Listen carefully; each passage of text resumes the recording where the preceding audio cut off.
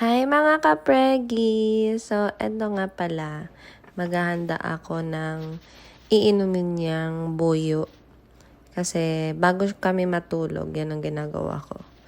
5 leaves para sa inumin, 3 para sa ulo. Yung mga mangkepweng ba? Ganon. Tapos tinatanggal yung mga dulo ng leaves kasi di mo yan kailangan. Pero wag niyo muna tanggalin habang hindi niyo paggamit kasi parang siya yung nagno-nurture ng ka-freshness ng mga leaves na yan. Tapos, natutunan ko man lang yan kay mama kasi nung hindi pa naman kami kasal, yan ang ginagawa niya sa amin kapag may ubo kami. Ano kasi, hiyang kami sa buyo. Depende naman kasi yan. If try nyo lang, kasi hindi kasi kami lumaki through medicine. Through herbal talaga kami. If possible man lang na kaya ng herbal, why not, diba? So, yan. More dik-dik ako dyan talaga with all my heart. Char.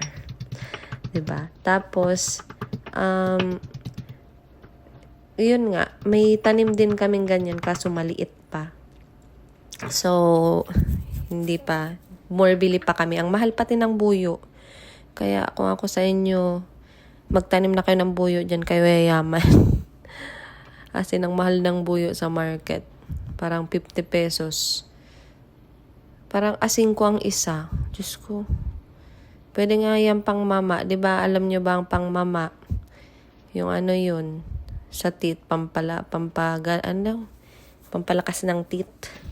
Kaso ang kapalit, mag-yellowish ata ang teeth mo or something mag-stain.